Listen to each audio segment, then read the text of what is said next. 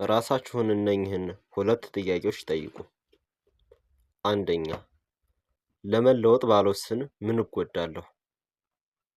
ሁለተኛ፣ ለመለወጥ በወስን ምን አገኛለሁ? እነኚህን ጥያቄዎች ለራሳችሁ መልሳቸው። ብዙ ሰው መለወጥ ይፈልጋል፣ ነገር ግን ለመለወጥ ወስኖ ራሱን አያዘጋጅም።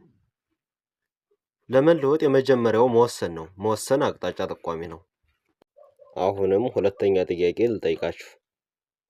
ከነገ ጀምሮ ወስናችሁ ወደ ተግባር ትገባላችሁ ወይስ እንደዚሁ መቀጠል ትፈልጋላችሁ? አሁንም መልሱን ለእናንተ ተውኩት። ሌላው ዓላማን ማወቅ ነው። ምንድነው ማሳካት የምትፈልጉት? ምንድነው እንዲሆንላችሁ የምትፈልጉት? ዓላማን ማጥራት ያስፈልጋል። በሁሉም ነገር ስኬታማ መሆን አይቻልም። መጀመሪያ ዓላማችንን እንወቅ። ምን ብሰራ ያዋጣኛል? ምን ባደርግ ይበልጥ ስኬታማ እሆናለሁ ብሎ ራስን መጠየቅ ያስፈልጋል። ሌላው ደግሞ ትኩረት ነው። ለምሳሌ ከገደል ስፍራ ሰማዩን እያየሁ ስልክ እየነካካሁ ብጓዝ ምን ይገጥመኛል? ውድቀት ነው አይደል? ስለዚህ ትኩረታችን የሚያስፈልገን ነገር ላይ መሆን አለበት። አለዚያ ወይ እንወድቃለን ወይ ስኬቱን እናዘገየዋለን። ስለዚህ ትኩረት በጣም አስፈላጊ ነው።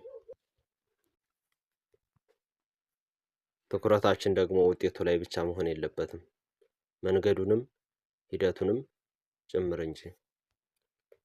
ሂደቱን ከጠላችሁት ውጤቱ በፍጹም አይመጣም። መዋኘት ፈልጋችሁ መርጠብን አለመፈለግ ማለት ነው። ሌላውና ወሳኙ ነገር ራሳችሁን በየቀኑ ማታ ማታ ገምግሙ። ዛሬ ምን ጀመርኩ? ምን አሳካሁ ብላችሁ ራሳችሁን ገምግሙ። ቀኔ እንዴት ዋለ? ምን ማሻሻል አለብኝ? እንደውም አሁን ራሳችሁን ገምግሙ። ምን እያደረግኩ ነው? ወዴት እየሄድኩ ነው? ጊዜን ምን ላይ ነው የማባክነው ካላችሁ በኋላ ተነሱና የሚጠቅማችሁን የሚያሳድጋችሁ ላይ ጊዜያችሁን፣ ጉልበታችሁን ውጤት ያለው ነገር ላይ አውሉ። ማታ ማታ የሚጸጽታችሁ ቦታ ላይ አትዋሉ።